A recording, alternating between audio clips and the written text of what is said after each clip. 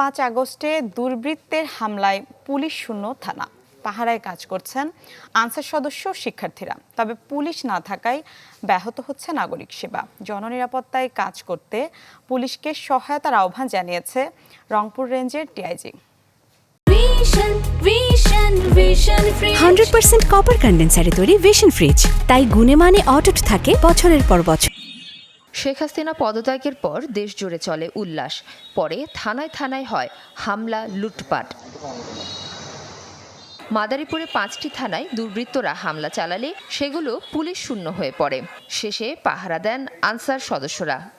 যে জায়গাতে আপাতত প্রশাসন নেই, সেই জায়গাতে আমাদের নিরাপত্তার দায়িত্ব দেওয়া হয়েছে। 24 ঘন্টার জন্য এখানে আমরা 15 জন আছি, এক শিফটিতে 5 জন করে 8 ঘন্টা বাই 8 ঘন্টা ডিউটি করতেছি। কুষ্টিয়া মডেল থানা ও সার্কেল অফিসেও চলে তাণ্ডব। ধ্বংসস্তূপ সরানো সহ পরিচ্ছন্নতা কাজ করেন শিক্ষার্থীরা। থানায় অনেক আগুন দিয়ে পোড়ানো হয়েছে, জিনিসপত্র সব ভেঙে দেওয়া হয়েছে। এখন আমরা চাচ্ছি থানাটাকে আবার আগের মতো করে সুন্দর করে তোলা। এটা আমাদের সম্পদ, আমাদের কুষ্টিয়া জেলার সম্পদ। এইটাকে আমরা পুনর্গঠনের জন্য পরিষ্কার পরিচ্ছন্নতায় অলরেডি শুরু করেছি। ছাত্রদের এই কাজের জন্য গর্বিত যে আমাদের ভবিষ্যৎ প্রজন্ম এরকম এক কাজের সাথে সম্পৃক্ত আছে। বগুড়ায় অরক্ষিত থানা তদারকি করেন আনসার সদস্যরা।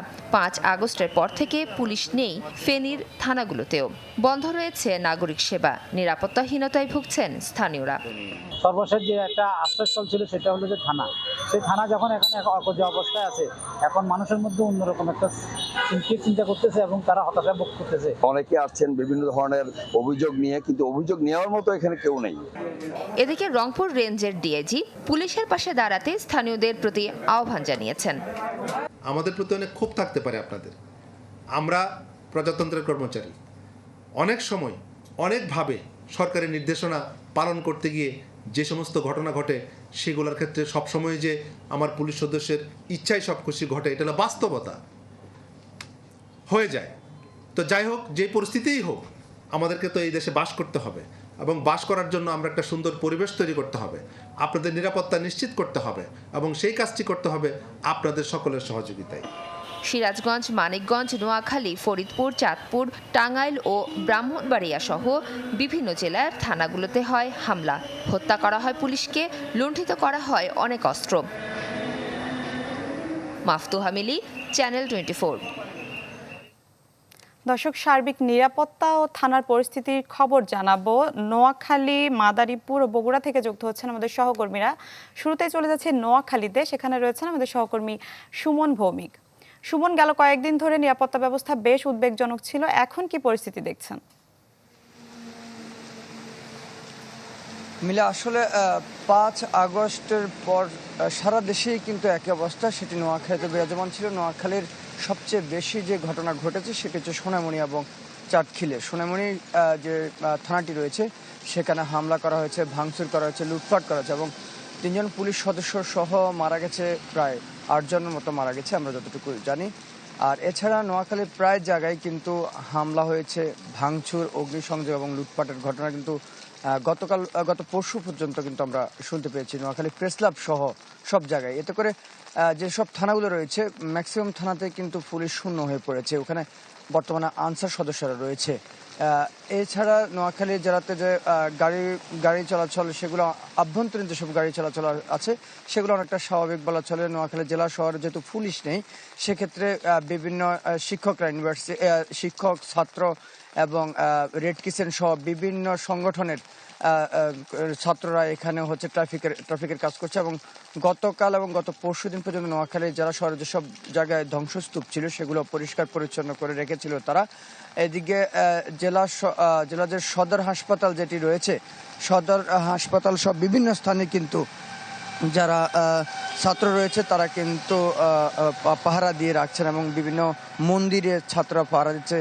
জেলা ছাত্র শিবির সহ অন্যান্য যে ছাত্র সংগঠনগুলো রয়েছে তারা প্রত্যেকেই কিন্তু বিভিন্ন স্থানে গিয়ে তারা চেষ্টা করছে পাহারা দেওয়ার মতো। অনেকটা জনজীবন স্বাভাবিক হয়ে আসছে, তবে পুলিশ না থাকার কারণে মানুষের মধ্যে আতঙ্ক রয়েছে বা বিভিন্ন সমস্যা বা পারিবারিক যেসব সমস্যাগুলো হচ্ছে সেগুলো নিয়ে কেউ অভিযোগ করার জন্য থানায় আসতে পারছে না। এ ছিল নোয়াখালী থেকে সর্বশেষ পরিস্থিতি। মিলা। সুমন, আপনাকে ধন্যবাদ। বগুড়া থেকে যুক্ত হয়েছেন আমাদের আরো এক সহকর্মী ফরহাদুজ্জামান শাহী। ফরহাদ, আসলে গেল 2-3 ধরেই বগুড়ার পরিস্থিতি আস্তে আস্তে স্বাভাবিক হতে শুরু করেছিল। গত রাত্রে অন্তর্বর্তীকালীন সরকারের শপথ গ্রহণের পর অনেকটাই সাধারণ মানুষের মধ্যে স্বস্তি ফিরে এসেছে। আজকে সকাল থেকে আমরা যেটা দেখছি বগুড়া শহরের যে স্বাভাবিক জীবনযাত্রা, সকাল থেকে সাধারণ মানুষ রাস্তায় যাদের প্রয়োজনীয় কাজের জন্য বের হয়েছেন আমরা যেটা দেখতে পাচ্ছি। মানুষের মধ্যে যে আতঙ্কটা ছিল সরকার গঠনের আগ পর্যন্ত সেটা আসলে অনেকটা কেটে উঠেছে। তবে আওয়ামী লীগ সরকারের পতনের পর সেদিন সারা বগুড়াতেই যে পরিমাণ ধ্বংসযজ্ঞ চালানো হয়েছে তার স্মৃতি কিন্তু এখন পর্যন্ত প্রত্যেকটা জায়গায় কিন্তু আমরা দেখতে পাচ্ছি। সবচেয়ে বেশি যেটা ক্ষতিগ্রস্ত হয়েছিল বগুড়া সদর থানা, সেই বগুড়া সদর থানার একেবারে প্রত্যেকটা একটা কাগজ পর্যন্ত সেখানে কিন্তু অবশিষ্ট নেই। এখন পর্যন্ত সেই সদর থানায়, বগুড়া সদর থানায় কোনো পুলিশ ফেরেননি।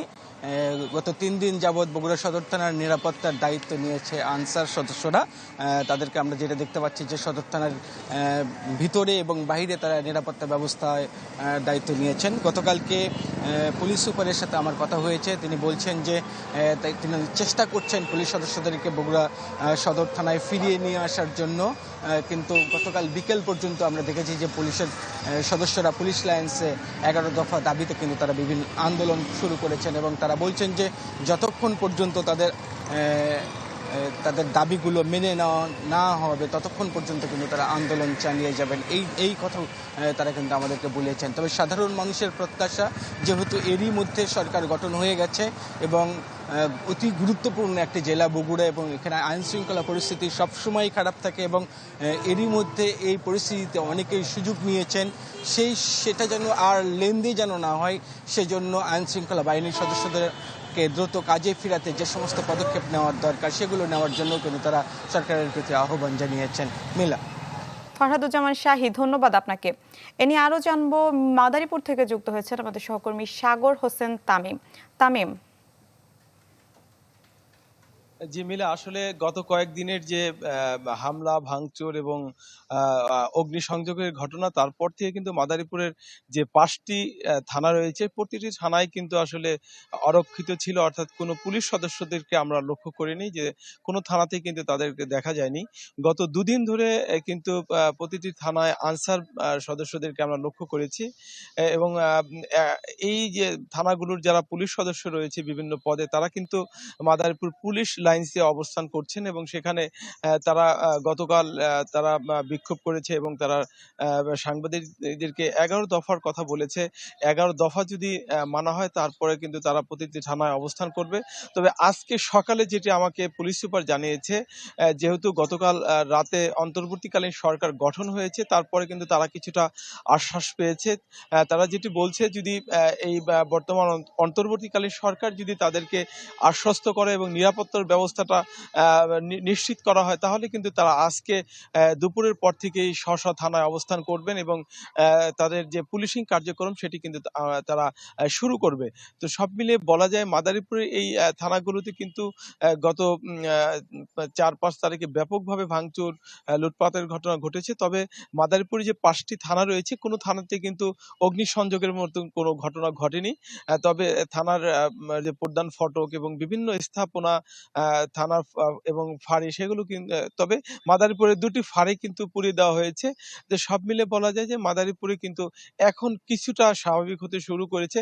সাধারণ মানুষও দাবি করেছে যেন এই পুলিশিং কার্যক্রমটা সুন্দর করে সাজিয়ে আসলে সাধারণ মানুষকে নির্বিঘ্নে যে সেবা তারা দিয়ে যাচ্ছিলেন, সেভাবে যেন তারা আগামীতেও মানুষের সেবা দিতে পারেন।